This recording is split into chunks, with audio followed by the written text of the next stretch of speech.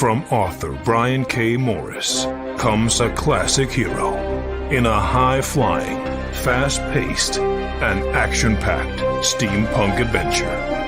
The original Skyman battles the Master of Steam with an introduction by comics icon and historian Roy Thomas. A Rising Tide, an Ace Comics publication. Available now in print or digital format on Amazon.com.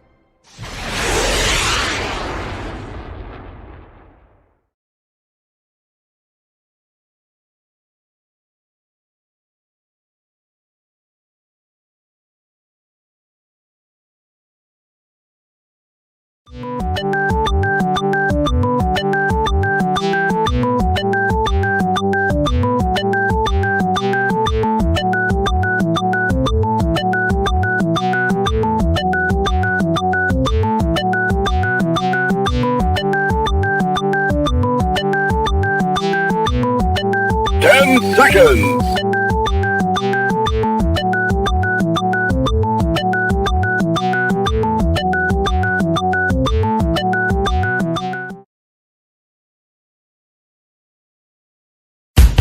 Welcome to Comic Book Spectrum, a Rising Tide Broadcast Network production. Get ready to explore the world of comics, past, present, and future, with our panelists Eric Hawkins, Brian Rodman, and Clyde Hall. And now here's your host, Brian K. Morris.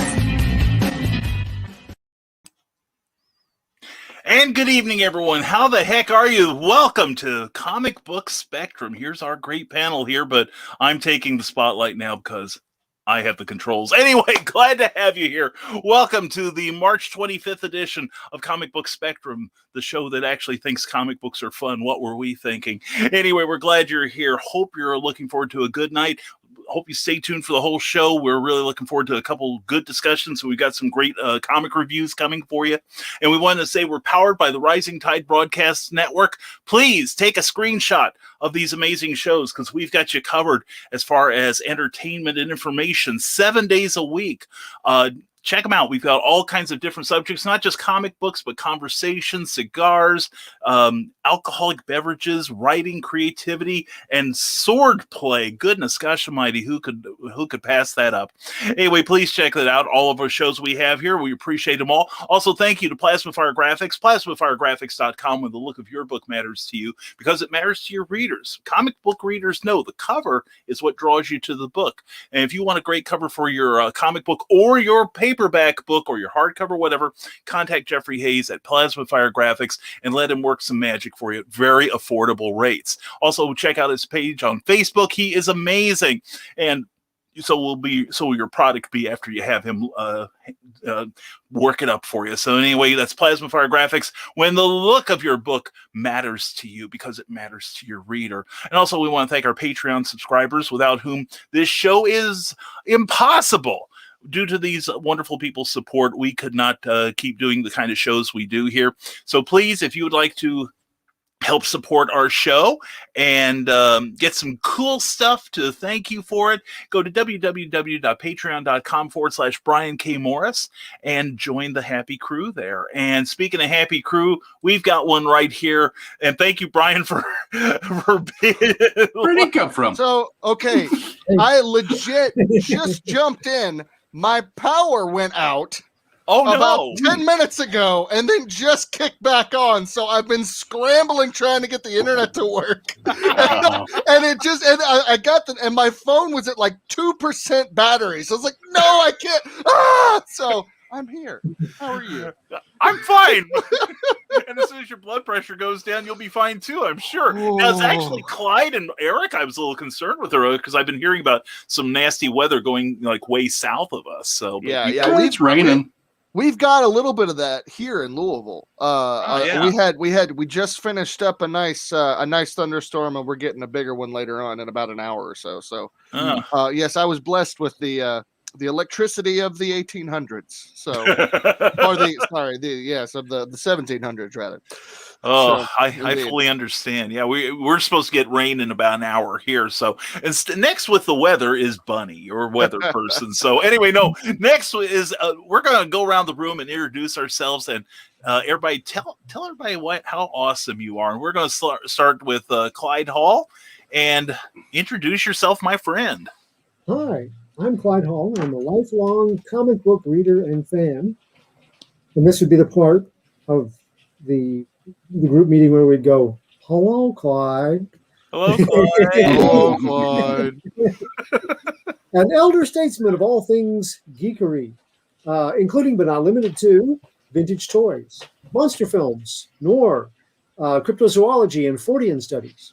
I'm a contributing writer at Stormgate Press and the creator of B-Man, whose first story is in our anthology, Pulp Reality #1, on sale now. Soon, B-Man's second story will be in Pulp Reality #2, on sale soon. I am an award-winning audio drama scripter and a contributing writer and reviewer at doomrocket.com, a comic book review site currently on hiatus. All right. Well, we're not, so we're glad to have you here. And someone else who is busy is Mr. Eric Hawkins, or as his friends call him, the Eric Hawkins. Eric, tell everybody why you're so awesome. I'm pretty awesome. I don't know if you hear my wife screaming at the dogs or not. There. No, she's still hollering. It just adds to the flavor of the show. I am Eric Hawkins. I'm a independent comic creator, artist, writer, colorist, letterer. The creator of the Zombieful World of Oz back here with issue 3 that should be crowdfunding next month. Towards the end of the month, I'm going to launch it. If it doesn't make you cry this issue, I've done something wrong with the writing. And that's what I'm going to tell you about it. This will be the 3rd issue. That's it. Yeah, very cool, very cool. And rounding out the corner here, there's Mr. Brian Rodman, who we got to congratulate. Speaking of crowdfunding, made his goal yes. and made his second stretch goal for his Memoirs of an Angel Kickstarter. Well done, young man.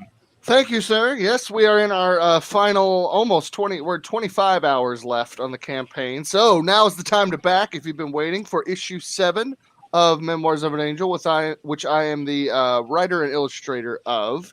And it's been a great campaign. And I too am trying to not only make you cry this issue, but also potentially make you vomit from some of the violence. But awesome. No, it's not that bad. I'm just kidding. I am also 1/3 of the Dastardly Dingoes podcast, a show about all things nerdy with my fellow dingoes, Jeremy Woodring and Chad Nuss. And you can find us on YouTube. We're up to all kinds of shenanigans. So come join us, won't you? And that's all for me. Beautiful, beautiful. And I am Brian K. Morris, independent publisher, freelance hybrid author, award-winning playwright, Facebook famous YouTuber, and former mortician's assistant. I write books. I do a lot of writing for comic books as well, and I do podcasts about 486 hours a week. Our Monday show is Nevermind the Furthermore at 10 a.m., where we have creative conversation and coffee, and then Tuesday nights we have Clever Title Pending, but not this week. Oh, no, he said, looking for his notes. Monday, we're going to have a very special episode with former animator and current comic book artist, John Celestri. If you are familiar with the output of the Don Bloom Studios back in the day, and then you've probably seen John Celestri's work. He's going to be talking about his brand new comic book, Michael, the Bloodwing Angel, and also about his great videos on YouTube. And then Tuesday night, we're going to have, from the desk of a small press publisher, Joe D. McVie will be joining us for some great conversation as a creator of independent comics and also a broadcaster himself. Check out his YouTube channel, Saturday nights at 10 p.m. And I think that's pretty much all of us. And is it raining where someone is right now? Okay. Yeah, the Illinois contingent here. I thought that, boy, that's atmosphere. That's kind of nice. It's, kind of like those little waterfalls you can put on the corner of your desk. I gotta go. I got to pull an Amy. I was going to say, you got the hail pail there with you, do you? Or do you have the deluxe pod catheter available for Rising Tide? You can drink from your Rising Tide mug while depositing in your Rising Tide pod catheter. We've got you coming or going. But anyway, and this is what it's going to be like for the next hour and a half, folks. But anyway, this week we're going to do some comic reviews. And who would like to go first? If not, I will. Why don't you go first this time, Brian? You usually go last. Yeah, you go first. I will do this thing. I'm trying to be a good host, is what it is, to you guys. But anyway, thank you very much. I'm very happy to review a comic book that I picked up last week. You should be able to find it on your local comics shop racks right now. And this is something I was really impressed with. Every now and then, Marvel Comics does a salute to their classic characters, like they've been doing the Snapshot series for the last couple of years. Has been very entertaining. And this week, they really did something, or last week, they did something really unique. It's the 80 years of Captain America, the anniversary tribute. Now, this, especially if you're an old-time fan, this cover may look really familiar to you. That's because this cover is an homage to Avengers #4, where Captain America, of course, came out of the ice, etc., etc. Well, the whole issue is like that. What this is they took the original scripts from the original stories, and each page is drawn by a different artist, a contemporary artist, bringing these great old scripts to life with a modern day flair. And the cover that you saw was by Steve McNiven, very talented artist. And this has work from artists such as David Lapham, John Cassaday, Declan Shavely, Salvador Larroca, Pere Perez, Marguerite Savage, Lenin Francel Yu, Carlos Pacheco, Sarah Pacelli, Adam Kubert, In-Hyuk Lee, Carmen Carnero, Jim Cheon, Joe Bennett, Steve Epting, Stephanie Hans, Paco Medino, Chris Samney, Greg Smallwood, Alex Ross, you may have heard of him, Adam Hughes, Terry Dodson, Rachel Dodson, Daniel Acuna, Butch Weiss, and Greg Land, Mark Bagley. That's just scratching the surface. That's only about half of them. But what's unique about this book, as opposed to other tribute books, like I said, you take the original scripts, the dialogue is unaltered, even the captions are the same, and they have modern artists do it. And it's a loving tribute to original artist Jack Kirby, who drew all of the stories in here. Two of the stories are from Captain America #1, including his origin. There's that John Cassaday piece, and also a former Cap artist. And the second one is the very first appearance of the Red Skull in Captain America #1. And then the second story in here is the classic story of Captain America joins the Avengers. And not all of them follow the original Kirby layouts. It's a beautifully rendered book. The coloring is gorgeous. Jack Kirby definitely gets his props in this one. And so does Joe Simon to a degree. But aside from the artist credit, Stan Lee is virtually unmentioned in this thing. And I think that's the only thing that kind of dampens my ardor for this wonderful comic book. Mostly because Stan was the chief writer on Cap when he came back in the 60s. And I know he also cut his eye teeth on Cap in the 40s. But other than that, this is a wonderful, wonderful comic book from Marvel Comics. It retails for $6.99. And I would give this a 9.9. If they had given just a little more love to Stan Lee, I'd have given it a full 10. But otherwise, I think this is something that, especially if you're a Cap fan, this is definitely a comic you'll want to add to your collection. I definitely think you should pick it up. So that's my review. Very nice. And Yeah, and let's see. And also, we've got the comments, and John B. Pica agrees. John reviewed it on his show last night. Comic Book Yum, that Captain America is awesome. And Brian Hawkins picked up that cap too, got the variant homage to Captain America #1. And Cindy Cap, glad you're here. And everyone, we will say hello to you all as soon as we can. And you're here for the comic relief. You came to the right place. And what? It's Thursday already. Yes, Joe Dog McKeel will be broadcasting at 9 p.m. Eastern, 8 p.m. Central, with Stupid O'Clock. Great conversation show. You will want to watch it. And yes, the Spectrum has been launched out of the Prism. We'll be seeing you Tuesday night. And nice hats. Thank you. We're men with hats. And Pops Van Zandt, always a pleasure, brother. And we are going. We are. And hello, Teresa. Good show tonight. You did well. And Willow Schuyler, as always, mwah, thank you very much for your support of this show. We seriously appreciate you and all you do for us. And you haven't read anything, John Pike? I'm sorry. And I think we're caught up with everyone pretty much. So thank you for your comments. Keep them coming if you would, please. And now who wants to take the next shift here? I'll go. All right, Brian. What do you have for us? Well, this week is The Gatherer, which just take a look at that cover. I mean, this cover right here pretty much tells you the entire tone of the comic. And it's very similar. It has a lot of John Carpenter, 80s John Carpenter feel to it. It's a really great, really interesting story. I don't want to say great. I'll get to that in just a minute. But it's called The Gatherer, and it is written by Ian E. Pliskin, and the artist is Sebastian Cabral, and colors and lettering was by Omar Estevez. And I will say this: I'm gonna have a good side and a bad side to this. The good side is if you are a John Carpenter fan, if you are really any kind of like spooky Lovecraftian 80s horror fan, you're gonna dig this book. It is fantastic. The artwork is phenomenal. It's by Behemoth Comics, so it is indie, but it's one of those books where you can jump online and get it from the direct from the publisher, or you can go to your local comic shop and order it if they don't already have it.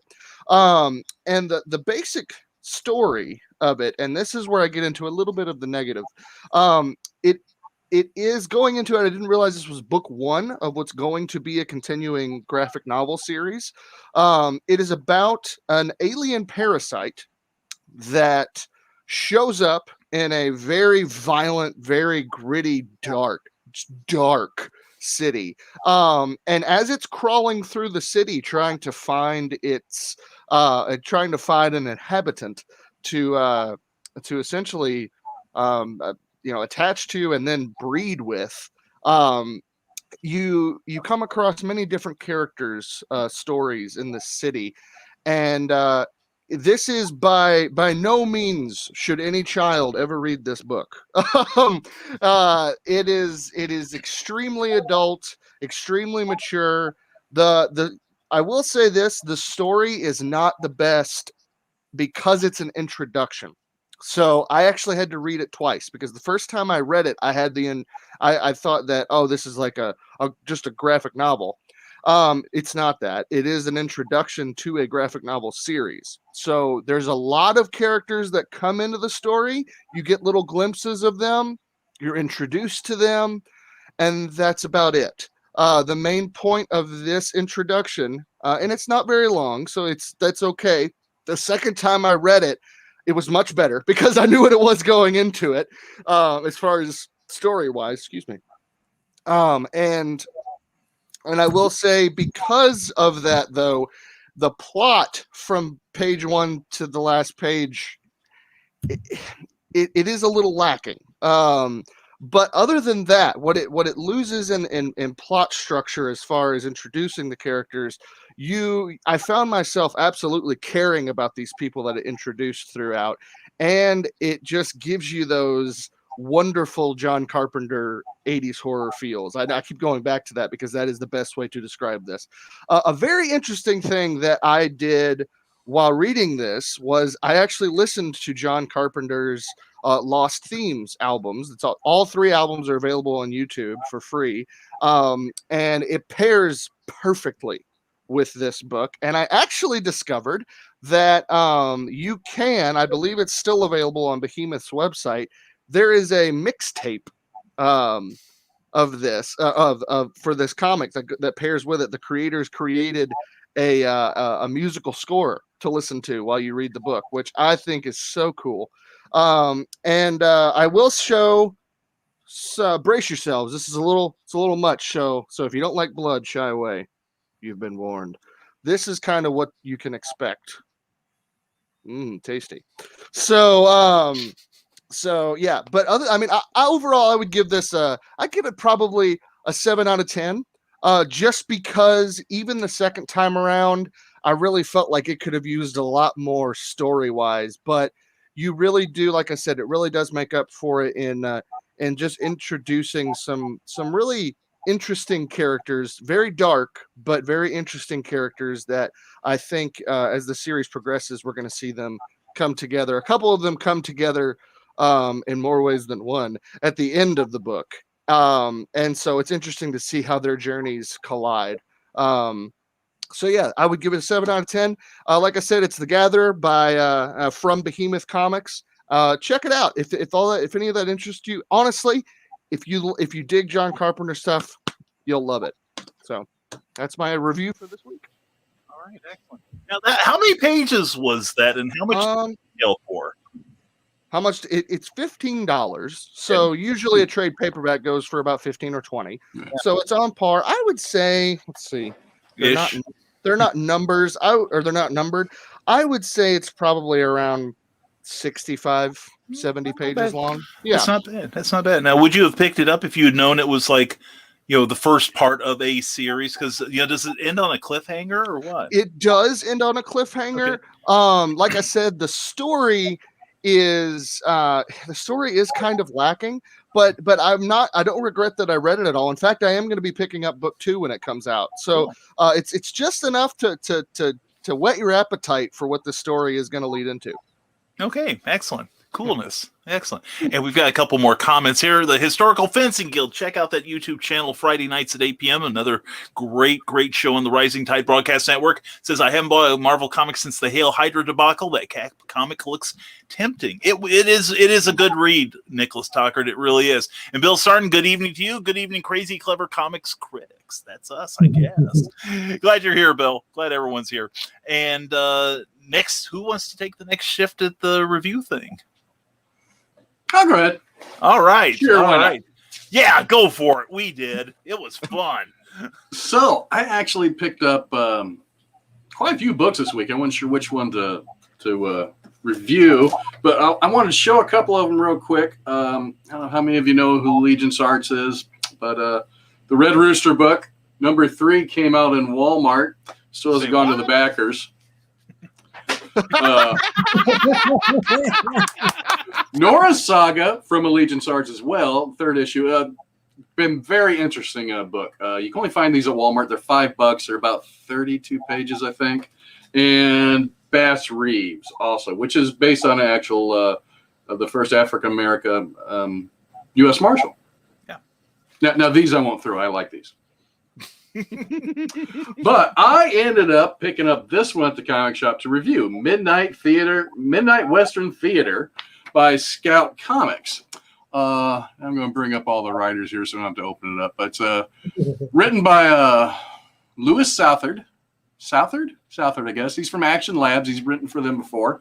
Artist David Hahn, who's worked with Image Comics and Dynamite. And also, he did DC Comics Batman 66 Meets the Man from U.N.C.L.E., which I'm sure Brian has read. Good book. That was a well-drawn book, too. Colorist Ryan Cody, who's worked with Image. Letterer Buddy Biodone from Action Labs as well. And the cover artist was Kalman Adrazvalsky, who worked on some Marvel comics with X-23, it looks like. it's basically it's a Western, of course, and it's got a vampire in it and some chick. And even though the cover is in black and white, which I figured when I got it, it was going to be a black and white comic, but no, it's a color comic.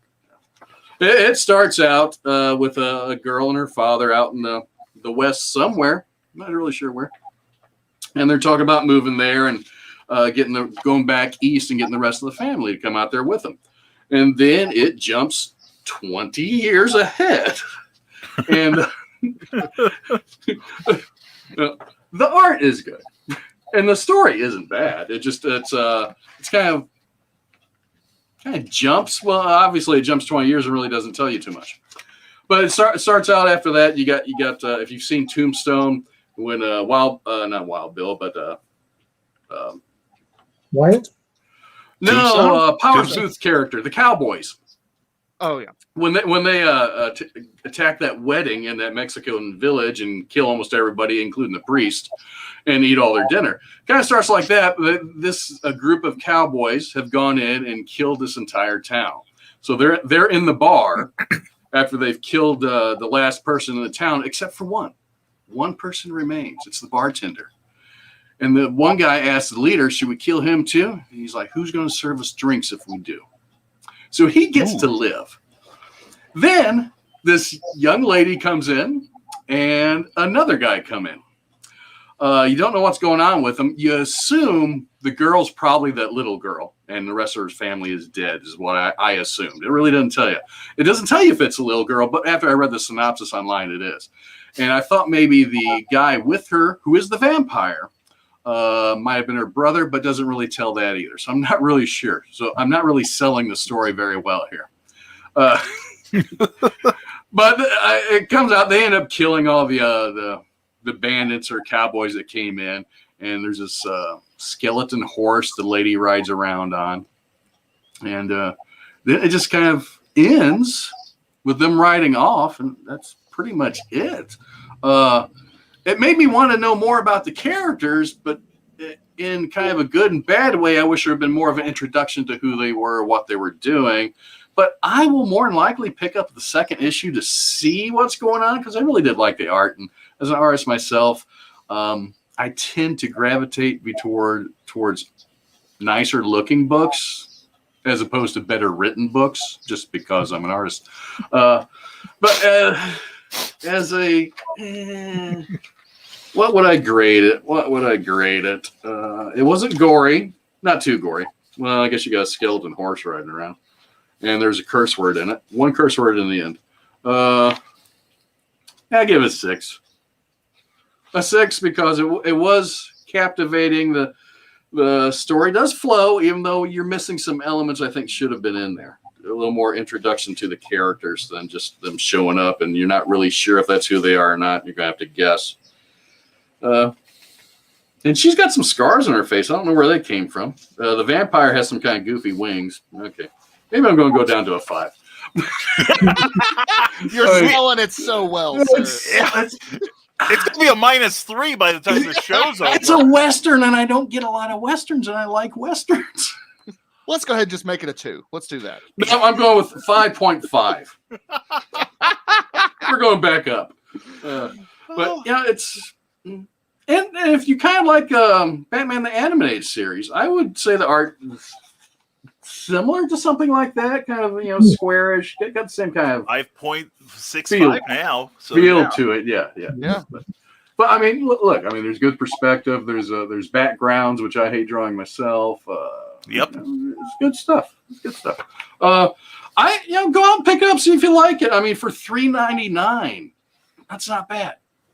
Oh, especially with DC getting ready to raise all their books. Well, only the popular books. Womp, womp, womp. That's it. I'm done. yeah. It's like you had me at one point. It's like the title. I think it's a great, beautiful title. Yeah. I think it could be.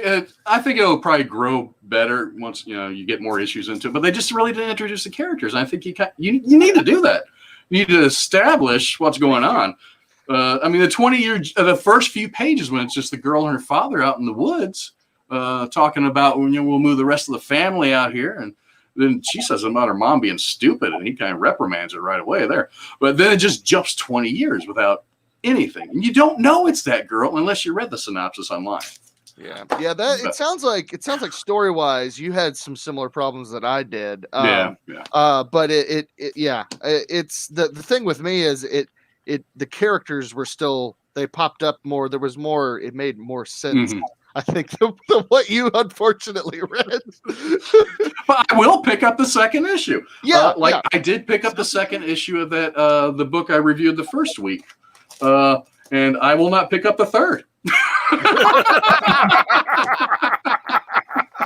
It's funny. Hey, I gave it a try. Yeah, there you go. The good old college try. And it's interesting, hashtag always promote. In Memoirs of an Angel, I do something similar, right? In issue 1, you meet a character named Jonathan, and you go through, and by the end of the first issue, this is not a spoiler at all, I promise. It jumps 25 years into the past, and that's where the meat of the story begins. So it does. So they might be doing something similar, where like at the end of issue 2, there's a twist that connects to the 20 years prior. So that I think that's a clever way to spin a story sometimes. But yeah, unfortunately, if you break it up between issues 1 and 2 like that, you might lose a lot of readers. Yeah. Well, and I think Eric brings up a good point that I'm constantly quoting Jim Shooter, who always, when he was editor-in-chief at Marvel, always said, this, your comic book may be somebody's first. Yeah. And so many writers of comics, and not just mainstream, but this goes all through the creative industry. The creators know these characters in and out usually, but they don't bother to tell us enough to get us going and get us invested in the characters. And it doesn't, I don't need to know their entire life's history, but just give me a couple of things to hang a hook on so that I can, so I can tell what kind of character this is and why I should care about them. Yeah. Neil Gaiman called that giving your characters funny hats. Is essentially, like this character. Exactly. Yeah. Speaking of Neil Gaiman, I picked up these 2 this week too. Oh, have you read them yet? I haven't read them yet, but I bought these because the hardback trade was out this week for the first 5. So I picked up 1 and 2 just to give them a look. I love that font on the. Yeah, that looks very Craig Russell-like. Yeah, it's super like 80s high fantasy novel. I love that. It is Russell, no wonder. Oh, there you go. And so good. Mignola did some art in this first issue. I'm getting Jerry Ordway. I mean, there's some good names. Ordway. Ooh. Maybe next week I'll review these. Yeah. Yeah. If you don't, I will. So there we go. This could be a 3-way unless Clyde wants to join in too. Oh, my. Yeah. So, and speaking of Clyde, let's move on before someone picks up on my faux pas there. But ain't no way. We got a couple comments here before we do though. Dave Redicker, good to see you tonight, sir. Good evening, everybody. These picks have been really great this week, and I guess I'm watching Big Trouble in Little China tonight. Thanks for the idea, there Brian. You go, buddy. You can't go wrong with that movie. That is not a classic. And Bill Sargent says the Eric S. Hawkins Gory Grading Guide available today at comic shops and meat processing plants near you. All it should say is it's not that gory. Well, there's a skeleton horse, but other than which is kind of cool. It reminded me of Ghost Rider, the movie. Unfortunately, moment of silence. Okay, let's see if Clyde knows how to sell a comic now. I came close, but let's see what Clyde's going to follow. Bring up the rear in this motley crew. Clyde, what have you got for us this week? You started us with Marvel. I'm going to end this with Marvel with Black Knight, The Curse of the Ebony Blade, #1. Oh, now, cool. I really like some of the artwork here. This is a good splash page to show, I think, the artist's strength in this. Cursed you glossy pages. Yeah. There you go. Nice. And the colorist gets a real workout with pages like Big Action on one page, on one side, and then this more subtle. I miss a lack. There's a lack of a background there, but the coloration of somber self-reflection. I really like the contrast. They went back and forth. So that worked for me. But it is, of course, a Marvel comic. The Black Knight falls into one of those weird categories for me of B-list characters that I really like and want to see them done well at some point, but they never have been. They're kind of in a bin. I'm waiting to see if somebody can pick them up and dust them off and make them the characters that I think they should be. Black Knight, Curse of the Ebony Blade #1, is a $3.99 comic written by Cy Spurrier. Art is by Sergio Davila. Inks by Sean Parsons. Colors by Arif Prianto. Letters by VC's Corey Pettit with a T+ maturity level rating. The first Marvel Comics Black Knight story that I read in the way back days concerned a villain battling Iron Man. And the next time I ran across him, he found a much better armor and he'd become a hero. Well, this was an entirely different Black Knight, a different descendant of Sir Percy of Scandia, who was the first Atlas Comics Black Knight. And we later discovered that, but the new one that I thought was so impressive looking on the cover of Avengers 48 was Dane Whitman. He was a perfect blend of Arthurian legend and superhero. Yet in the story that I read, he did not make that strong of an impression. And so it went. Every time he would show up, I would get a comic and I would read it and be kind of let down. Last time I picked up an issue that had him in it was in the 90s, and he was wearing a leather or Team Avengers jacket, carrying a lightsaber instead of his regular weaponry. And he had traded his winged mount Valinor in for, or actually had him on loan to Valkyrie, but he instead took up an ugly atomic steed speeder. So he'd become kind of a Jedi. And so he was firmly placed at that point in my B-lister with unrealized potential category, awaiting the right future treatment. Well, the future is now, because better handling possibly a side that I have missed, Black Knight, Curse of the Ebony Blade #1 revisits that character in a surprisingly fresh and an oddly familiar approach that has a lot of personal investment for me. Cy Spurrier has resurrected a long-forgotten Dungeons & Dragons dilemma perfectly embodied in his Black Knight, the Paladin Pitfall. Allow your favorite flashback sound effects to transport you to a long-ago table of D&D players with new characters that they've created for a campaign. Witness the Elven Thief, the Amazon Cleric, and the Woodswise Ranger all roll their collective eyes as their fourth player presents Sir Shiny Suit, the Paladin. Powerful but bound by strictures of his order and his lawful good alignment, he's corny. He's a killjoy. He makes morally questionable schemes, not to mention murder hoboing, harder than they should be. Now, imagine the Paladin's player fronting such a steadfastly chaste and honorable fighter is doing so because said player has issues and inner demons that he's working against. Rather than give rise to those in the game, which I've seen players do, he adopts an opposite approach, like therapy. Well, Spurrier's similar path in handling his Black Knight is especially appropriate given that Dane Whitman's magic sword, part of his supernatural inheritance and his heritage, could be an infernal companion blade to Elric of Melniboné's Stormbringer. It's just bad. Dane is subverting a cursed, destructive force and using it to serve mankind. He maintains some balance with this doofy paladin approach.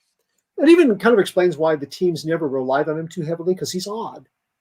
He gets on your nerves. When you have more charismatic super bowmen and ancient gods with enchanted hammers, who needs him?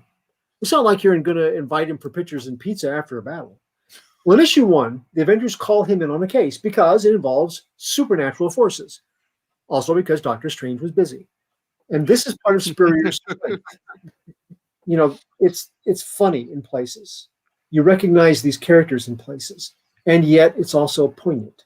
That's a slippery slope, and he navigates it beautifully. Spurrier's Black Knight is that D&D guy that you want along because his character has so many benefits and firepower, but you want him gone when the game's over. He just tries too hard to fit in. He's equal parts desperate and sad. And this fresh perspective and its execution gives the issue a real pulse. And a few genuine surprises along the way. There's a subplot with a student of Arthurian mythology that it seems kind of like a trope just for reasons to exposition the legacy of the sword and the mantle. But because Spurrier did so well with the rest of it, I'm thinking it may morph into more than that.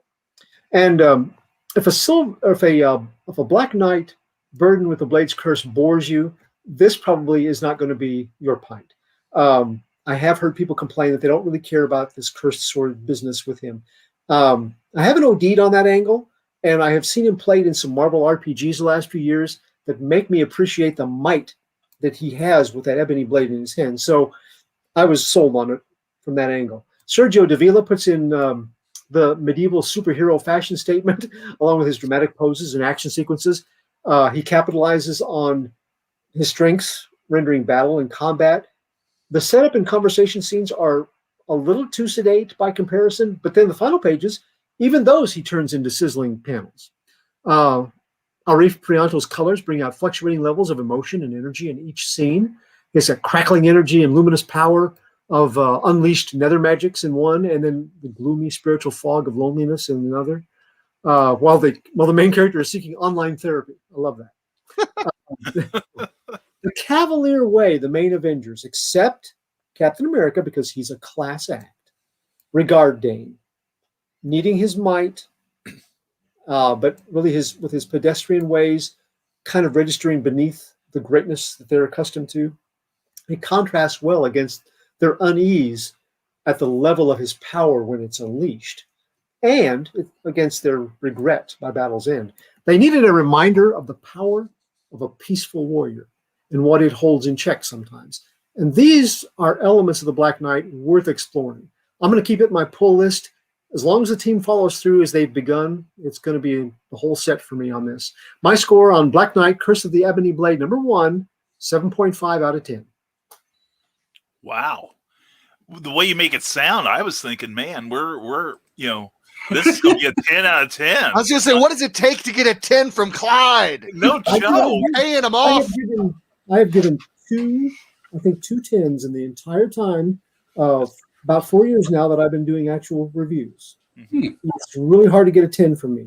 In the first issue, 7.5 is about as high as I'm willing to go, because the next issue, you could just drop all the balls you got going here. I mean, the first issue is hard to tell. And an editor friend of mine once said, if you go beyond 7.5 on issue 1, you're making it so people might be more disappointed if that happens, if they drop the ball. So, but yeah, I really love this issue. Yeah, so slip Clyde a 20 in there with your issue 1s, guys. That might help you a little bit. That's right. Yes. Yeah, the story's awful. The art made my eyes bleed, but I'm buying a pizza, so this is a 9. Extra cheese this week, 9.5. They There we go. They had no skeletal horses, okay? There was none of that. We didn't have to worry about the 20-year span that we didn't get any information on or anything like that. Now it's down to a 2. Yes. Stay tuned as Eric burns his comic book that he buys this. That would be this one. Oh, okay. I did pick it up.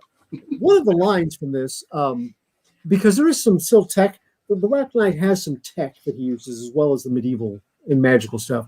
He has a winged horse that is a clone. It's almost like they found a Pegasus DNA in some sort of amber trapped in mosquitoes. I don't know. But it's a cloned horse. Because that always works out well for everyone. Yeah. And one of the other Avengers goes, this horse looks angry. Yeah, he clones them badly. Is it like multiplicity, where like a clone of a clone of a clone gets real special? You know? I'm wondering, because he's had several. Stop showing your grotesque panels, Eric.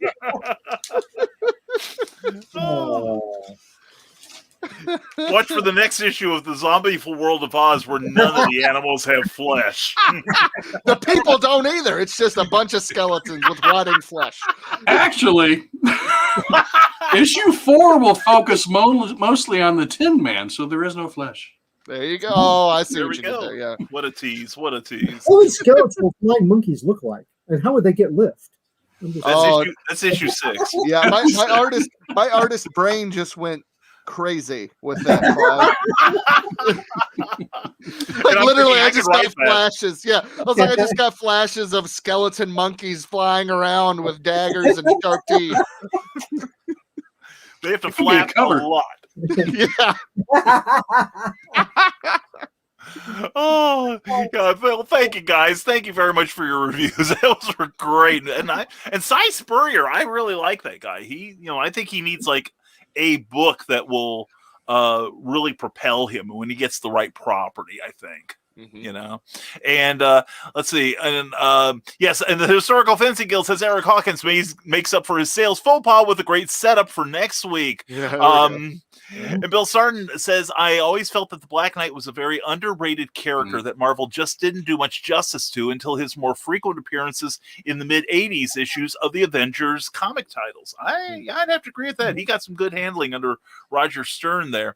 And the Historical Fencing Guild continues, loving the view on magic and a gentle warrior from Clyde Hall. That was a very good point, Clyde. Well done. Coolness. So those are our comic reviews for this week, and we're glad. We hope you enjoy them, and we hope you'll rush out to your local comic shop tomorrow. Unless they're open right now, then if you ignore us, we'll understand. But check out the stuff that's at your local comic shop. Those are the guys and gals that are selling the comics, and we need to keep them in business. And we may be talking about something like that later on. But during the week, we talk to each other. I know that's crazy, right? Anyway, like we're friends or something. But anyway, but Brian came up with a very good topic for tonight's show. And Brian, would you like to introduce it? And we'd love to have your comments, people. So please chime in. Brian, what get us started here? Yeah, sure. So I'm interested to hear what everybody thinks about, from WandaVision to, back to Lord of the Rings to now the Snyder Cut.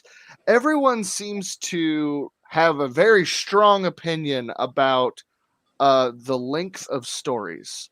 And so I guess really what I want to introduce the topic out as is there, does it matter can a story, let me see if I say this right.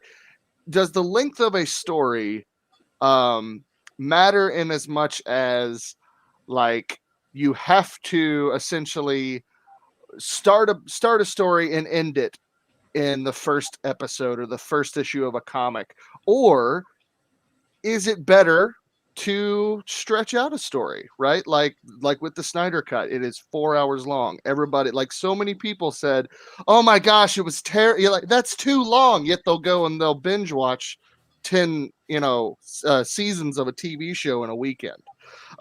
So I just kind of want to talk about that with kind of sprinkled with what does that have to do with the culture of instant gratification in streaming networks, and how does that bleed into other forms of storytelling?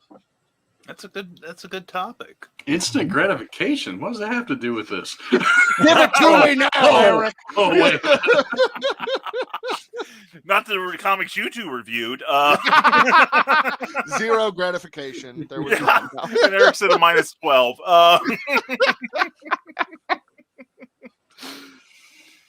Well, I'll start it then. I think it's a very good point. I personally, as a writer, I think a story should take as long as it needs to be told. Now, I have grown weary in the last 20 years of what is called writing for the trade, where you do, say, a 5 or 6 issue sequence with the idea that your whole story will be put inside a trade paperback reprint that'll then go to the big box stores. And I have to admit that, as big a Superman freak as I am, I actually stopped reading Action Comics during the middle of the New 52 era because they were telling the Doomsday story again. It's like, yeah. It's like, I'm sorry, we've seen it already. And nothing was happening. It was a lot of full page splashes of people thinking, well, something's wrong. but I can't put my finger on it. And then 2 pages later, they're still no closer. And by the end of the book, it's like they're only barely moving towards any sort of conclusion. And I gave up about halfway through it because I'm like, it dawned on me, in order to finish this story that I'm not enjoying already, and I got like 2 issues into the 6-story sequence where I'm realizing I'm going to have to be spending about $30 or so to read a story I'm not enjoying. And I compare that to something like classic, longer form dramas from earlier in comics, like the Kree-Skrull War from the Avengers, the original by Roy Thomas. It started out with Sal Buscema drawing it, then it was Neil Adams. That's a treat, with John Buscema sprinkled in there as well. And each issue or 2 told a little bit of the story. But when you sat it down and read the whole thing, it became like this incredible panoramic adventure that was a true science fiction epic. And I remember getting the monthly issues, not feeling cheated. But, then I read this, and it's not just this action comic sequence, but I've read a number of stories where they take what Stan Lee or Gardner Fox could have told in 1 or 2 issues and stretched it out. And I'm of the opinion, and maybe it's because I'm older, or maybe I have a longer attention span, which isn't really true, but because I am an older person. But I think the story should be allowed to breathe, yes. But I also think it should not be extended beyond, made to stretch just to fit another more profitable format. And I have not seen the Snyder Cut yet. I will in the next few days. But by the same token, if we're talking movies, it's like I said in our conversation, I have to look at the running time, because there is a good chance I'm going to have to get up in the middle of it and miss a couple minutes because, the bathroom beckons me. And I feel like I'm not getting my full money's worth, especially the theater prices being what they are anymore. So, so I'm likely not to see something like the Avengers Endgame, or when it comes to the theater, the Snyder Cut, simply because I'm not sure I'll be able to sit through most of us. Like, I do understand from our conversation that the Snyder Cut will have an intermission.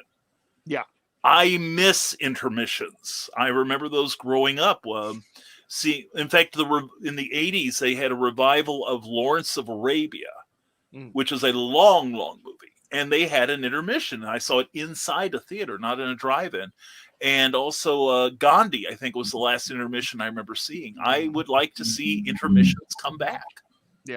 So I think, you look back at, Gandhi and Lawrence of Arabia, the 10 Commandments, it seemed like early in the middle 1900s, you had these big 6-hour movies that had an intermission or 2, that were released in theaters. And now, when Endgame came out, everybody freaked out because it was 3 hours long. And I'm like, 3 hours long? Like, come on, I'll sit there and watch the extended cut of Fellowship of the Ring for fun, while I'm drawing. And that's right. An easy 3 hours for me. It's interesting to me, like, as I'm an elder millennial, right? So I've got one tippy toe in Gen X, and so I'm that breed of millennial. So I can still kind of look at my own generation and be like, why don't you have patience? And I'm starting to see that now as my generation and the generation behind me are starting to become adults and get more into our 30s now. I'm seeing that culture of storytelling where stories need to be shorter and more concise and more concise and more concise, where now when I buy comics, like indie comics that are, it's a quick 3-issue run, it's not enough. And I'm just reading it and I'm like, I want so much more. And it's almost dissatisfying because there's not enough story in front of me. And I don't know if that's just me being greedy, or if that is a sign of the times and things to come. Because I know with sorry, Clyde, go ahead. Part of the business model for movies, as far as that problem, is that because when I heard they were going to have an intermission for they're talking about an intermission for Endgame, they batted that idea around, and I thought, great, you'll increase your sales of stuff from the candy counter and the popcorn and all of the condiment. But they were looking at the bigger picture of, no, we only get to show the movie 3 times a day instead of 4. Right. Yeah. So it's a bigger hit in their pocketbook. So part of it is the logistics of theaters and what gets them the maximum amount of profit for scheduling, several theaters for this film. And when you talk about the Snyder Cut, I just kind of wonder if they'll have already made enough money that they don't care, but theater owners are probably going to care how many times they can show it a day. So I'm not a business person, but that to me was a surprising, kind of an eye-opening. Oh yeah, they may sell a lot more popcorn, but guess what? Compared to having more ticket sales coming in, that's not enough to balance it. Yeah, and go ahead, Brian. Well, I was going to say, I don't think the studios really give a damn about how the theater's making a profit, except for them. It's almost, this may sound bad, but it almost sounds like the relationship between a pimp and their prostitute, in that the moneymaker, the theater, has to send their all of the proceeds from the film gate to the distributor, who then gives it back like 10%, I think it is, for the first week's receipts, and then like 20 for the second. And not many films last, through the 4th week or longer, when they would get almost half of the gate, that they helped earn. But that's why concession prices are so unreasonable.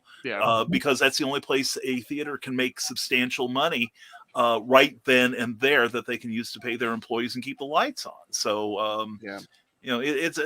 I have a rant about the theater system needs to change. So. Yeah, I think in really the problem behind all of this is just what you said, Brian. I think a lot of it is greed.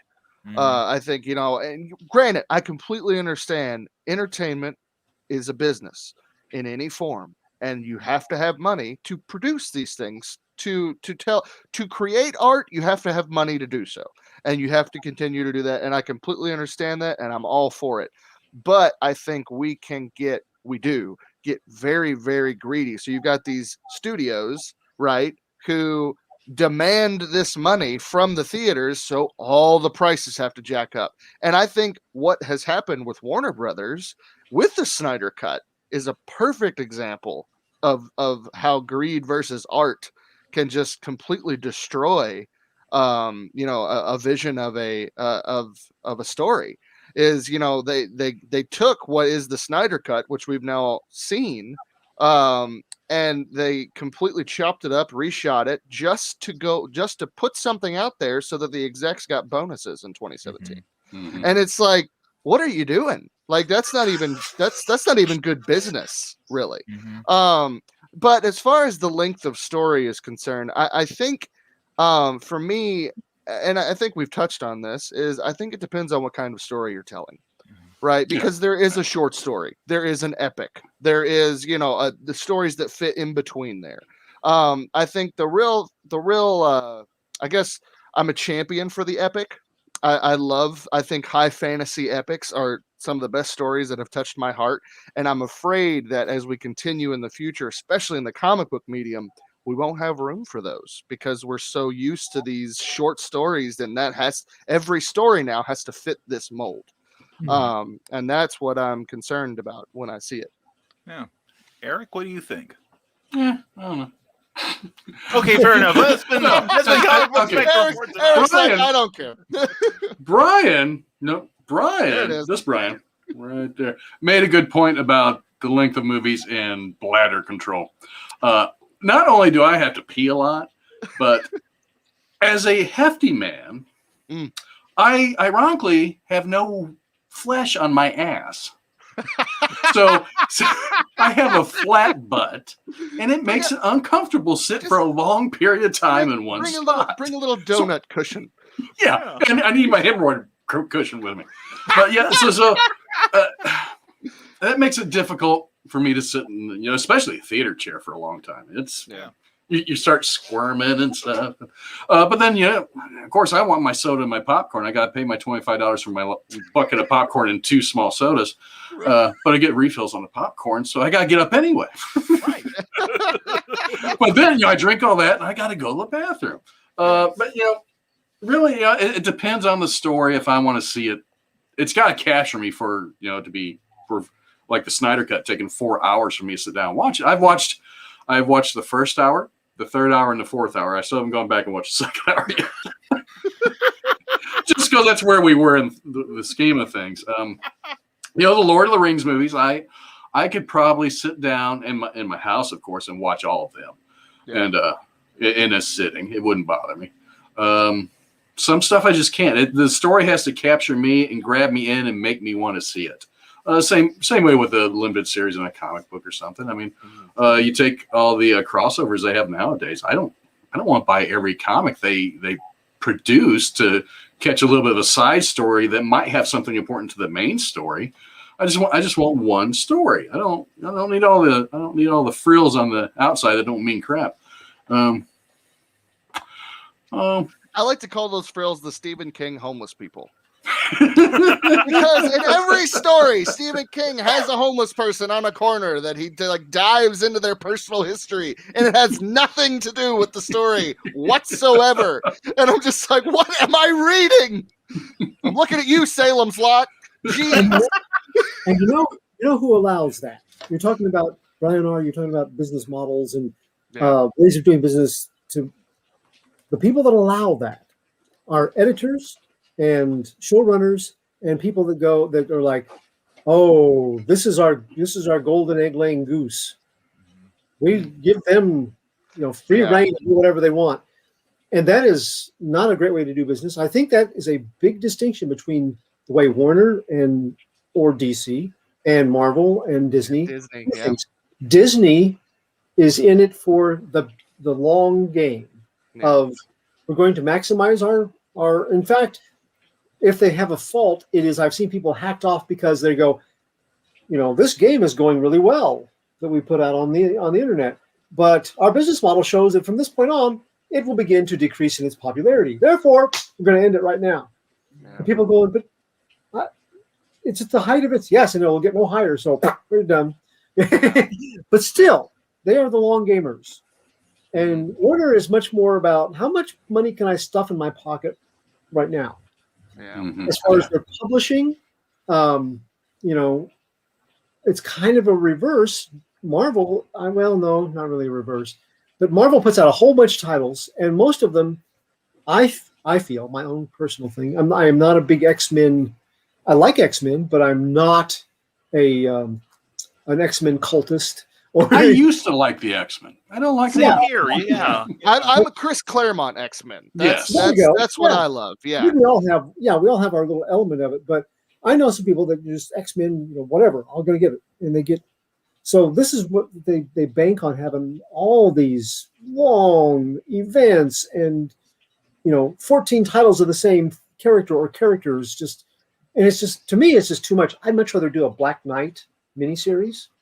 It doesn't have to be long. I want give it a shot. Maybe it's no good. Sometimes they back a thing that's no good. But Marvel did this to me a couple of times. It's like, we're having a 5-issue limited series, but we're not really happy with how it's going sales wise, so we're going to stop it after 3. Oh, I hate that. So don't do that. But on DC right now, on the other hand, they're doing this kind of thing.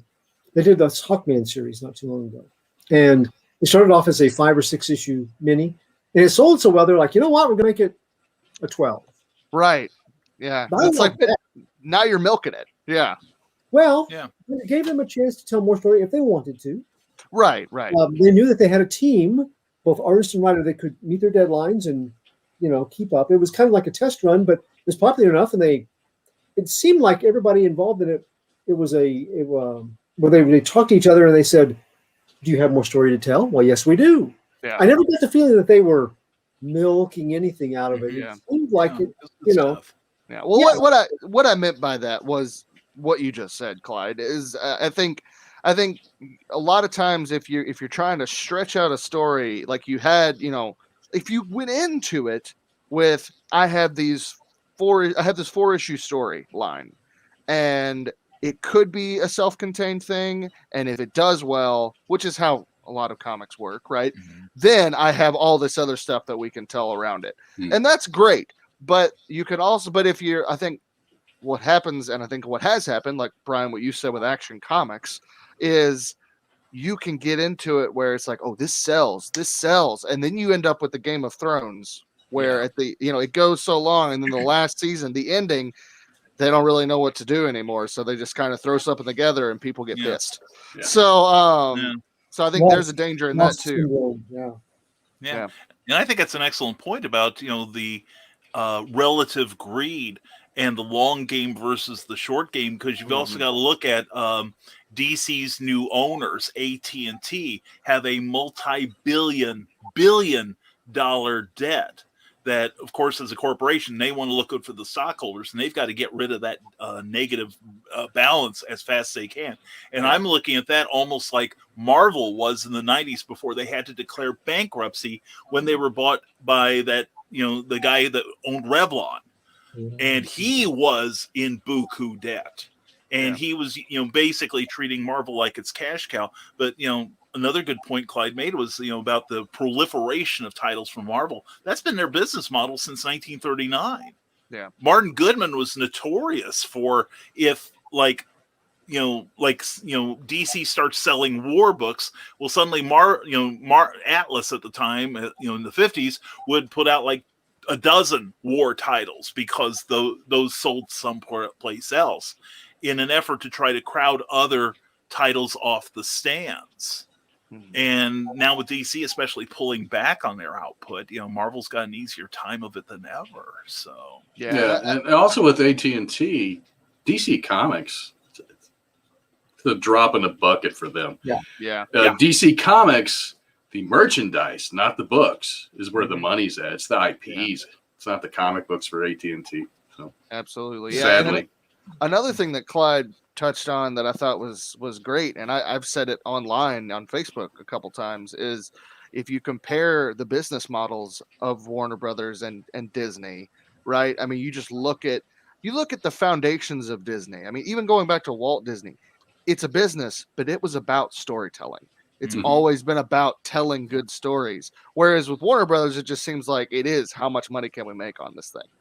And I think it really shows, especially here lately with their DC movies. Yeah. Gotta agree. Well, we've got some good comments from our crowd here. Historical Fencing Guild goes, the Iron Man Armored Adventures has a neat tech versus magic take on Black Knight, but he felt far more than a hired thug that just got no background. And moving on to our current subject, he goes, I love a proper arc versus being too episodic. Babylon 5 versus Next Gen. And I would compare like Doctor Who, where there is an overriding theme to most seasons, but each, and I think this is the kind of storytelling I kind of prefer, where you have like a dozen different stories with an ongoing thread through them, which is then resolved at the end of the season. And if you do it right, it's good stuff. Cindy kept glad to see you, Cindy. Not necessarily. That depends on how the story is structured. I've written both serials and novels. They structure very differently. That's a good point. The Historical Fencing Guild says, but long as necessary movies should have intermissions, going old school, but John Wayne's Hatari and the Hallelujah Trail had intermissions and were great movies. That's a good point. Brian Hawkins says that the Snyder cut is too long. Wait till the Russos do their 6-hour cut of Endgame. Yeah, there is that. Well, of course, what is it? I read that one of the higher ups at Warner Brothers said that because of some of the not negative, but the more thuggish reaction of some of the fans, and I don't know if she's just using that as an excuse to cut off having to spend extra money, but she said that you will not see now the longer we've talked about it, the Batman Forever extended clip version, and you will not see the extended version of the first Suicide Squad film. Well, so thanks for nothing, fanboys. Yeah, I was going to say, who wants to see more of Suicide Squad? Only if it's Harley Quinn. If the other 12 hours are Harley Quinn, I'm there. But let's see. And Bill Sarn says the pilot episode of the series should be a self-contained story, but still be able to set things up for future episodes while developing the characters. I believe Superman Lois is a good example of this. Very good. Cindy Cap says the length of. Oh, sorry, go ahead. I was going to say I would actually push back. I think that there's nothing wrong with that type of pilot, but I think my thought goes to the first season of Lost. The first episode really just set you up for the whole season. It wasn't really a self-contained story. Like they weren't, back at home by the end of the episode. So I think we go back to just the type of story that you're trying to tell. If it is a Netflix streaming show where there's 9 episodes, you don't have to have an episodic theme. It can just be chapter 1 that ends on a cliffhanger and everything ends on a cliffhanger until you get to those final 2 episodes. Or it could just be something like Supernatural, right? That is a monster of the week, but they've got a thread going through, like you said. Yeah. And you can pee between those episodes too. By the way. and spoiler alert for Lost, they never make it home. No. Oh my God! It's Gilligan's Island. It was a cautionary tale. Supernatural Gilligan's Island, heaven and hell. We're not really sure what it was. There we go. Yeah, J.J. Abrams was just rebooting Gilligan's Island. That's all.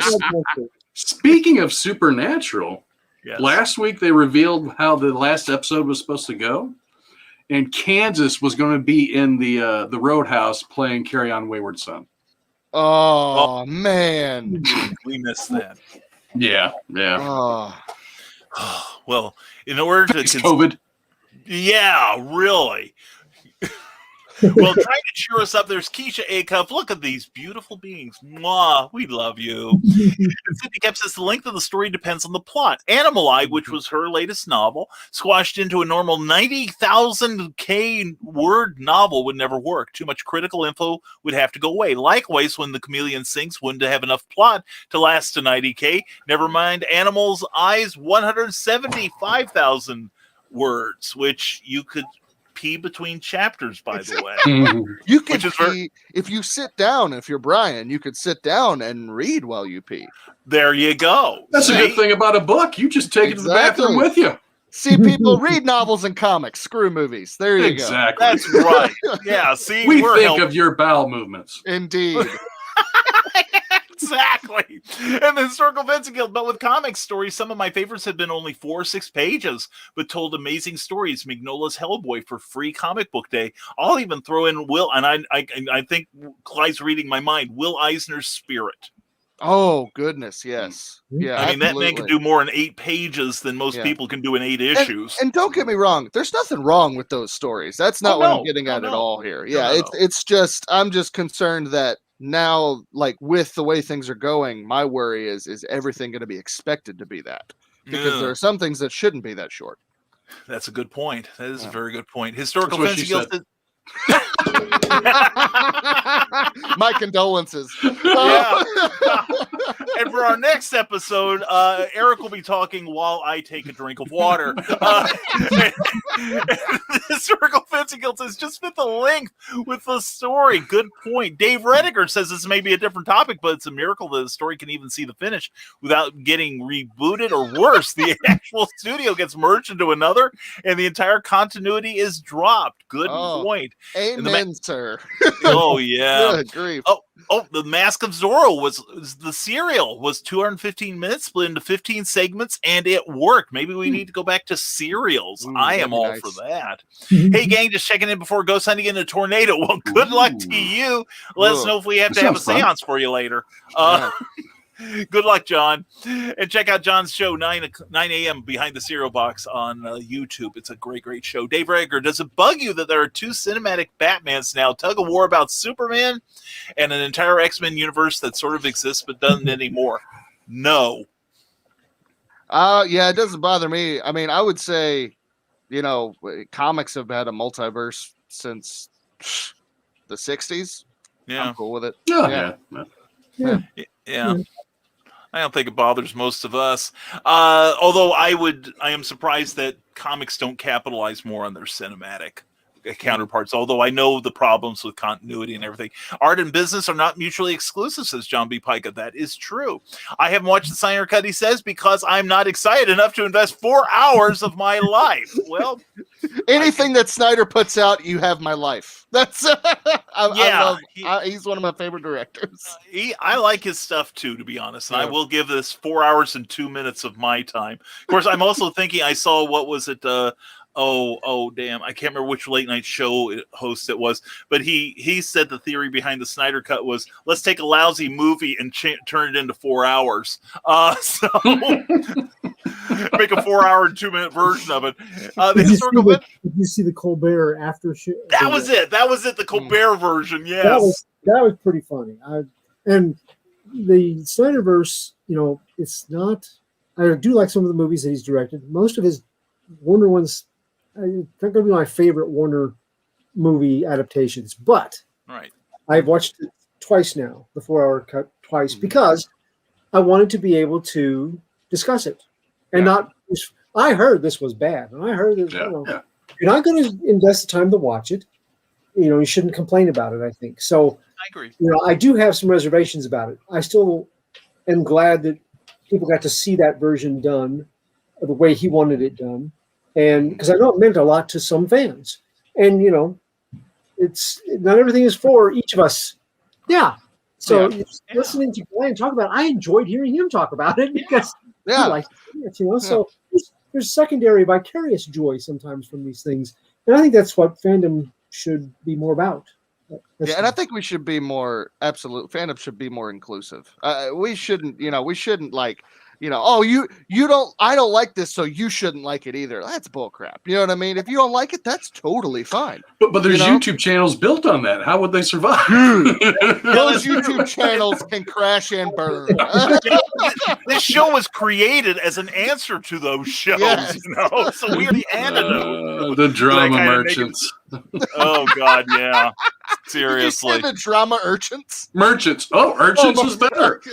That works too. Either one works for me. Historical Fencing Guild says, here's an experiment. Go bad and rewatch Dark Shadows where Barnabas Collins enters. Pacing is incredibly different than modern times. The old soap opera, the good stuff didn't happen until 1 year into the soap opera when they figured out, let's get vampires in. The ratings suck.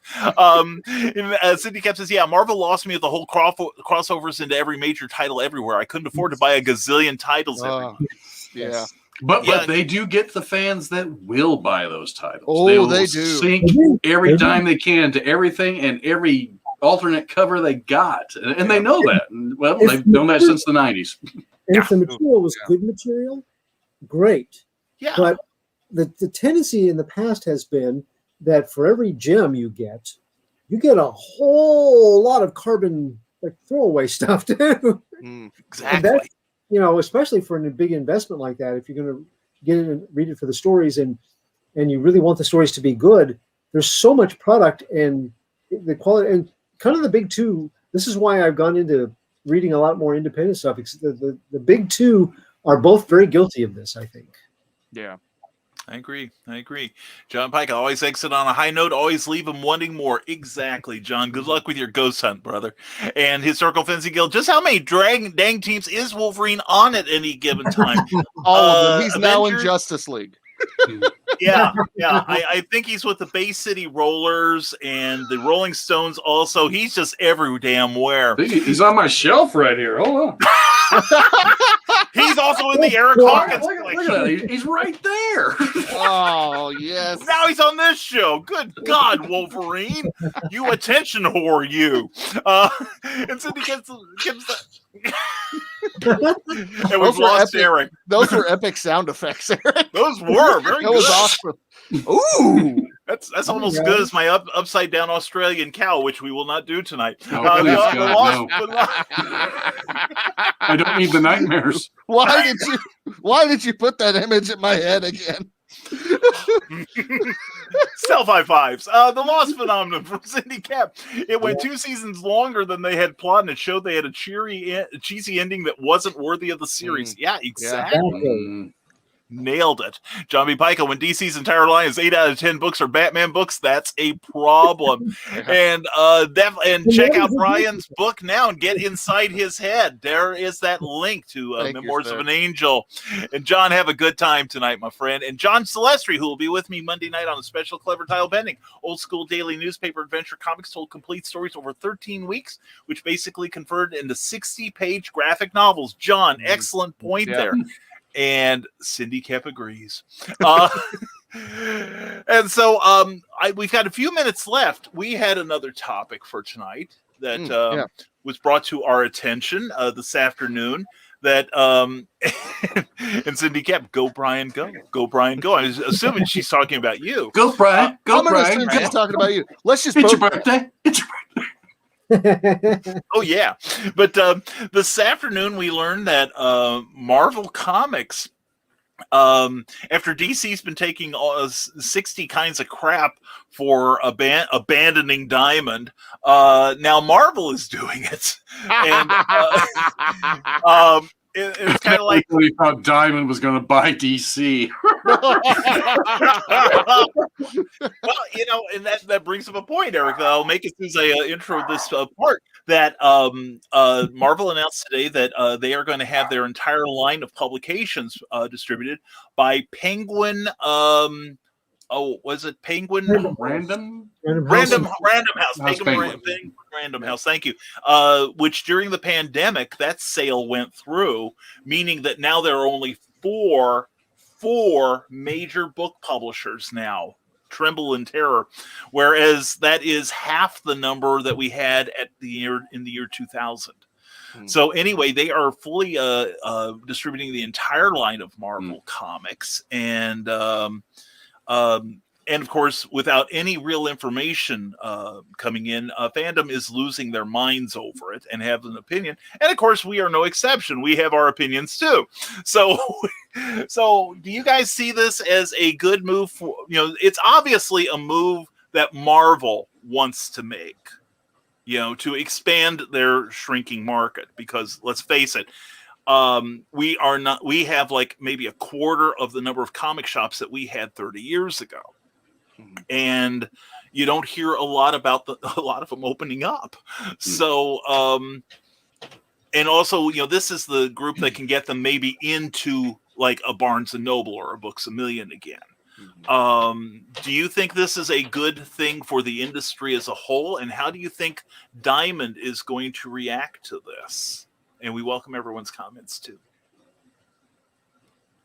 Okay, Diamond's going to drop a brick. I'm sure they've already dropped a brick. I think it's, everybody's really hated Diamond since, they pretty much took over the entire industry. Isn't that about right? I mean, everybody, I don't never hear anyone say really any good things about Diamond.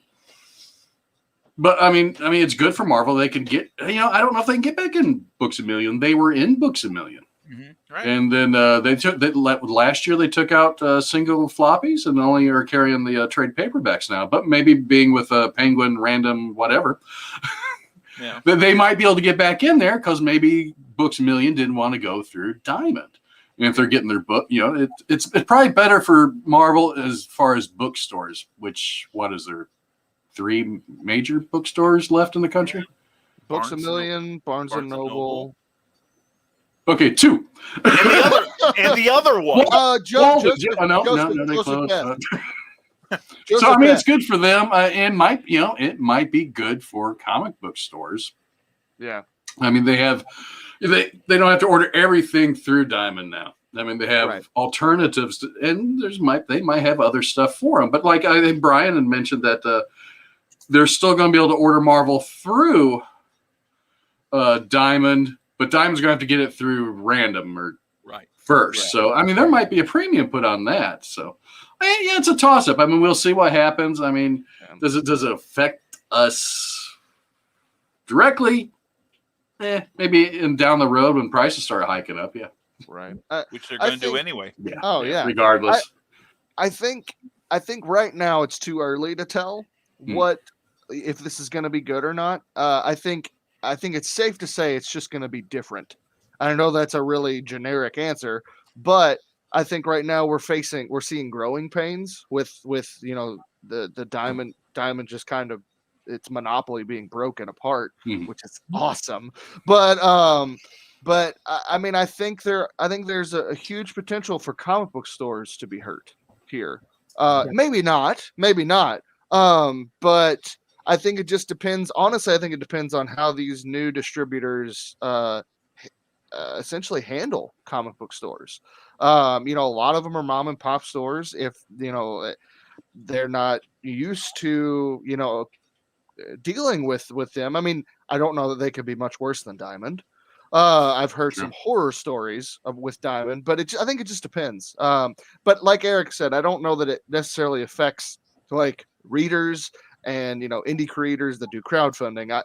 I mean, I think as far as just we may see more comic book stores go because of this shift. It's not really necessarily right or wrong. It's just the nature of the beast. And unfortunately, when changes like this happen, there's going to be casualties. And I hate to see that, but I think that's what we're going to see. Yeah. I was working in a comic book shop in the late 90s when we had this distribution change. And I watched a very good little mom and pop type organization struggle with it because now we have different arrival times, now we have different costs, now we have different deals. So they're jumping through all these hoops, and they didn't make it. They had other issues too. That was not the only thing, but it certainly didn't help anything.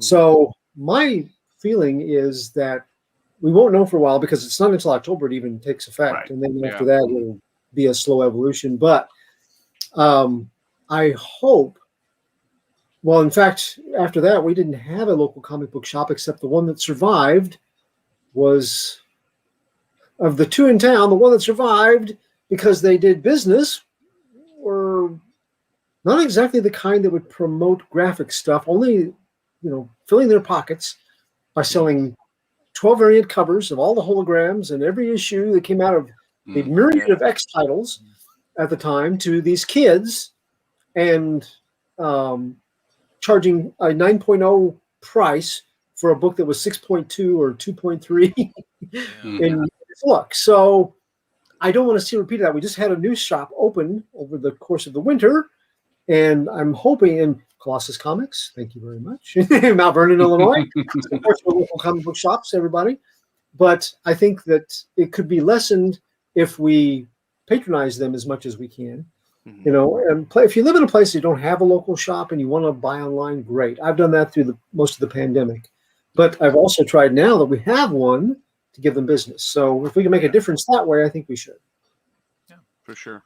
That's a very good point. I'm going to try to put a positive spin on this. And I agree. It's too soon to really tell. Now, Nicholas Tucker to the Historical Fencing Guild makes a point that Random Penguin is very notorious for heavy-handed DRM, digital rights management, and being rather anti-library. Now, that's not cool at all. No. But hopefully that will change. What I'm hoping to see at the end of this, you see, I remember when there was no Diamond. I was managing a comic shop in East Central Illinois when Diamond showed up at one of the a big sales conference, and you got to talk to different distributors. That's where I met Carol Kalish from Marvel, wonderful lady, and they were like the new kids on the block, pretty much. And then like 5 years later, they're the only kids on the block, pretty much. But one thing we used to be able to do was, like, if I called for a reorder, my rep might say, well, I don't feel like going down to the warehouse this week. If it's only one or two comics, can you just get by? Just tell your customer you don't have them. And it's like, no, means I'm sending them across town. I don't want them to know that another one exists. So what I would do is I'd say, well, I'll just get it from Capital City then. And and then the thing is, I hang up, I call Capital City, who wants my regular business. So they're jumping through all my hoops to get me the books that my customers need. And the next time I call my distributor, because I'm going to give him first shot at me, suddenly he feels like that trip to the warehouse for a handful of comics is worth his while, because he doesn't want to risk me going. as comic distributors started falling away, I noticed that Diamond Service got worse and worse. And I still hear, like shops get shorted. It's tough to get them to acknowledge their mistakes and stuff. But in the same way, I also look at like the post office. Yeah, we see the times they screw up, when they lose the mail, when they deliver to the wrong house, but they get it right most of the time. But just the same, it's the stuff that they do wrong that can make or break a lot of individual comic shops. And I'm hoping these comic shops, just my editorial statement here, a lot of stores don't deal with just one distributor. You go into like a Walmart, for instance, there's not just one place they place one order. They're dealing with guys that sell shoes. They're dealing with guys that sell CDs. They're guys that that sell fresh produce. They're dealing with a myriad of different sources. And I think maybe comic shops are going to have to get used to that. Now, I'm hoping that Penguin Random House will become more competitive and bring their discounts down. And they're already talking about possibly being able to give shops a break through better pricing on, like, no postage, no shipping costs, although they're going to make it go into the cost of the comic itself, but we'll see how that works. That's the whole free shipping gig. Sure. We're not $15 free shipping or $12 plus, $2.99. All my Amazon's free shipping. There we go. Maybe comic shops can get like a Penguin Random House Prime account or something. So Cindy Cap says, my dad has been a stamp and coin dealer longer than I've been breathing air. Collecting has been dropping over the years. There aren't so many young collectors these days. Is the same thing happening with mainstream comics? And I'd say to a degree, yes, it is. And we touched on this last week when, I think we all agree on one thing, that the industry itself as a whole is not doing a lot to attract younger readers and, potential customers. That we could probably do a week's worth of shows just on that subject alone, but it's a good one to bring up. And that's why I think, John B. Pica, in fact, has a campaign he's doing right now, where he goes into a comic shop and goes through the quarter bin and buys like $20 worth of books, and then just hands them out to people and tells them where he got it. And you'll read this, enjoy this, pass it on, etc. Doing the Lord's work there, man. Oh, heavens, yes. Yeah. So do that for Trick or Treat sometime. Oh, that'd be good. Yeah. Oh, yeah. Modern comics, you got to be careful what you hand out. Yeah, definitely. Yeah. Go back to like just Marvel Safety Zone from the 70s. Brian Rodman recommended this, young man. I think you'd enjoy this. Here, you like take John this. Carpenter. It'll be great, 5-year-old. There you go. Star Comics from Marvel back in the day. Remember the Star Comics? Yeah.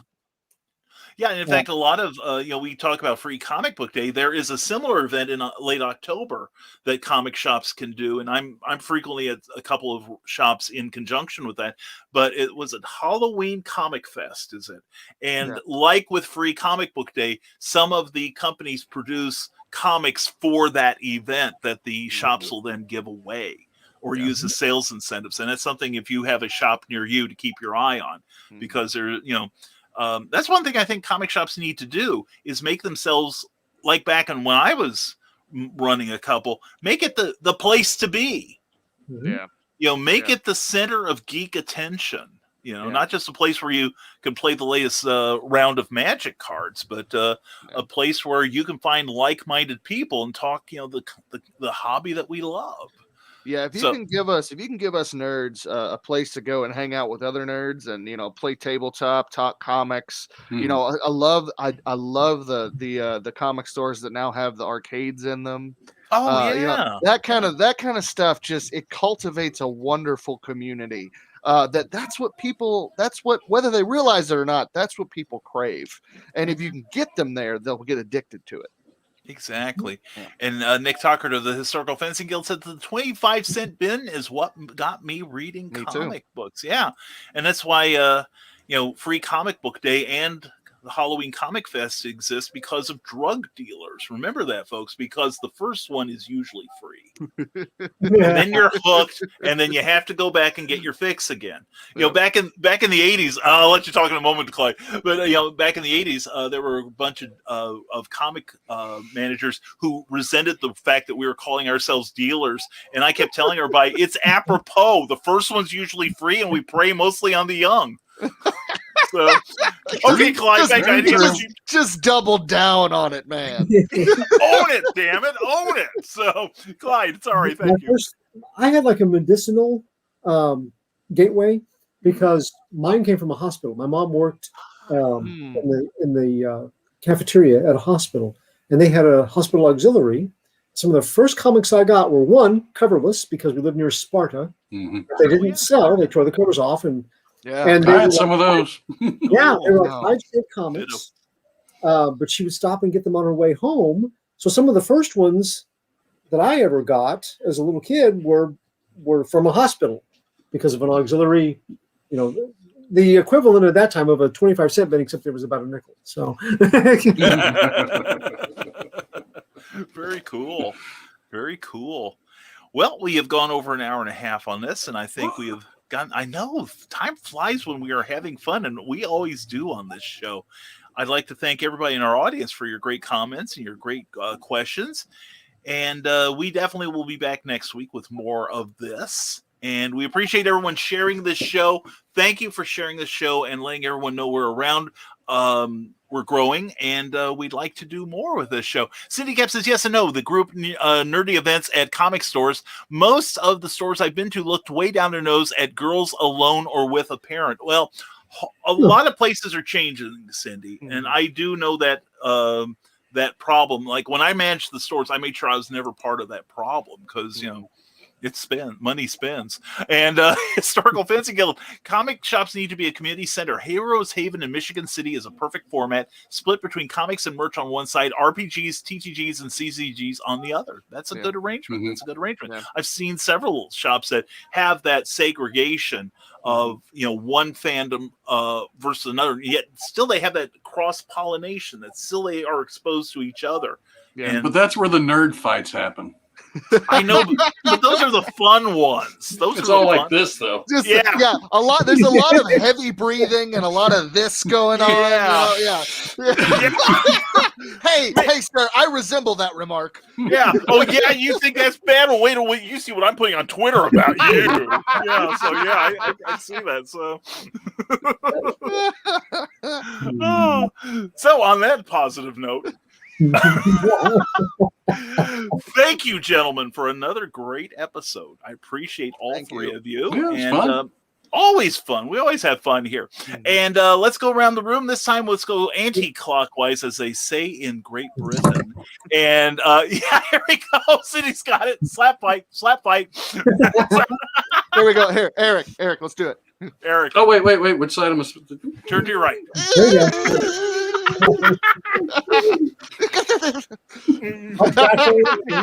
It's going viral. Good. Watch this show. Right here. We've got the Thursday night fights right here. So everybody, thank you again, folks, one and all, for your great comments. Thank you, Cindy, CKOEPP.com. Sign up for a free monthly newsletter. Should be out today. I'm going to be searching my inbox when I leave here. But anyway, let's start around. Let's start with Brian. We'll go to Brian, Eric, and then Clyde. And tell everybody where they can keep up with your amazing adventures when you're not here. So I am Brian Rodman. I am the writer and illustrator of the horror fantasy comic book series Memoirs of an Angel. Less than 24 hours left on Kickstarter for issue 7. Go get it. You want to. It's Lord of the Rings meets The Exorcist. You're going to love it. Trust me.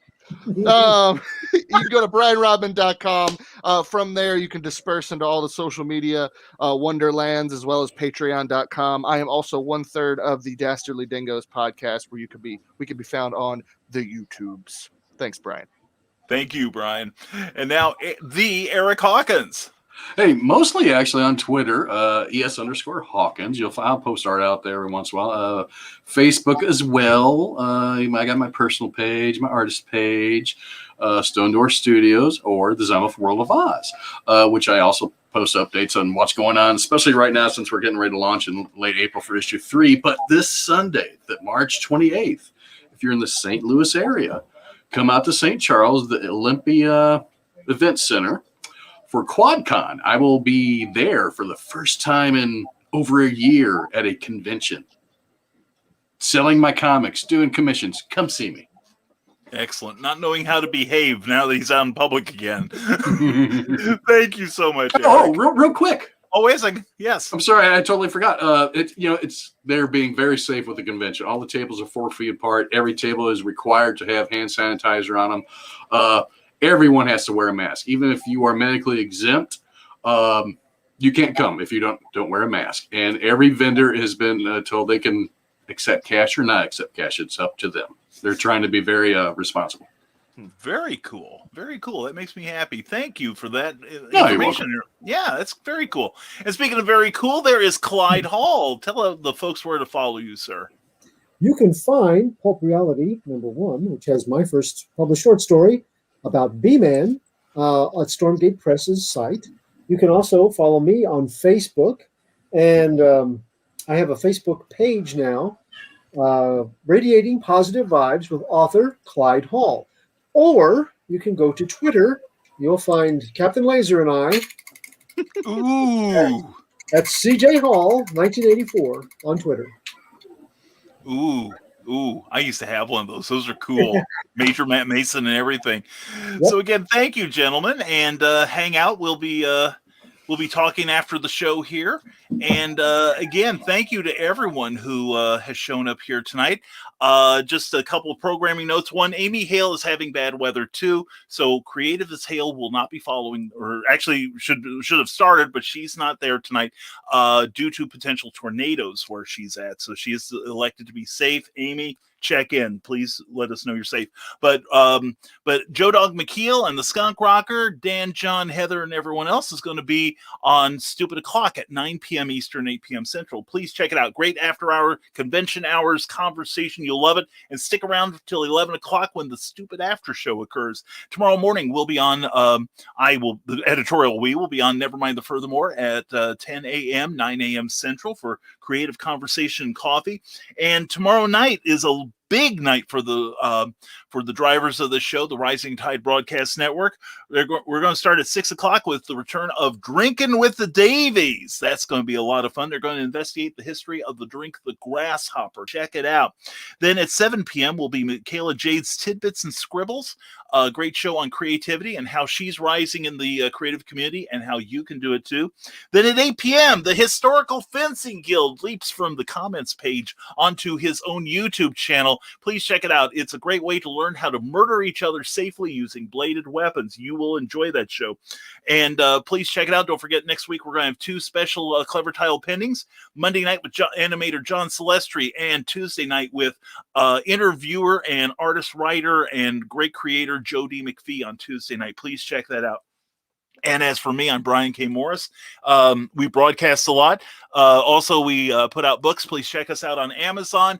Check our information is right above if you're watching on Facebook, and right below if you're watching on YouTube. Please sign up and subscribe to our YouTube channel wherever you're watching this. If you've enjoyed any part of this, please share this broadcast. Thank you to everyone who has, and please give this a thumbs up. Also, thank you to everyone who is on our Patreon list. There they are. You can check out what we offer for a monthly subscription at www.patreon.com/Brian K. Morris. And there is the, take a screenshot of this. That is the group, the Rising Tide Broadcast Network. We cover your entertainment and information 7 days a week. And we also have our own Facebook page at the Rising Tide Broadcast Network page. Like I said, I am available on, there's a new graphic. And I'm also going to be found, like I said, on Facebook primarily. Also check out risingtide.pub where you can sign up for my free monthly newsletter. Next issue will go out April 1st. And we also have a lot of broadcasting, but thank you all for being here at this show. We appreciate it. We will be back next week. Cindy Cap says QuadCon is cool. And thank you, Historical Fencing Guild. Appreciate that. And Dan Holofield of Stupid O'Clock, we'll see you in about an hour. Lovely evening as ever, gentlemen. Thank you very much, Dan. Appreciate you as always.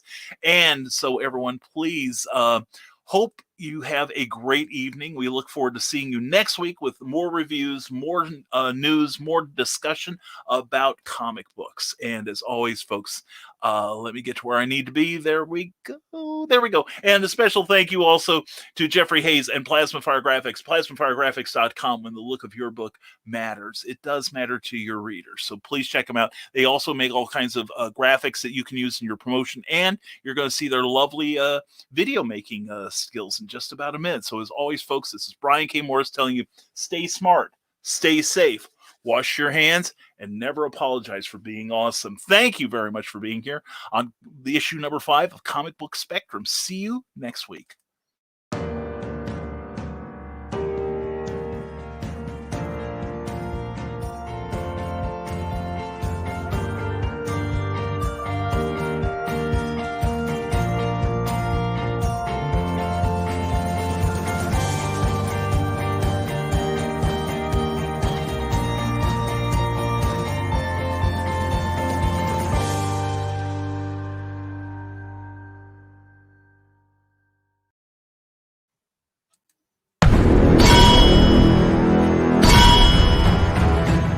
From author Brian K. Morris comes an epic tale of armor forged by a god, a hero forged by courage, and an ancient menace poised to re-emerge and threaten our world. Vulcana, Rebirth of the Champion, is available on Amazon.com.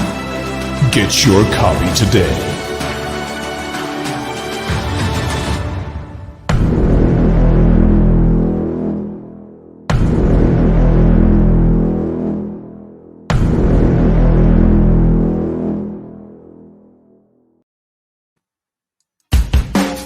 Thank you for watching Comic Book Spectrum, a Rising Tide Broadcast Network production.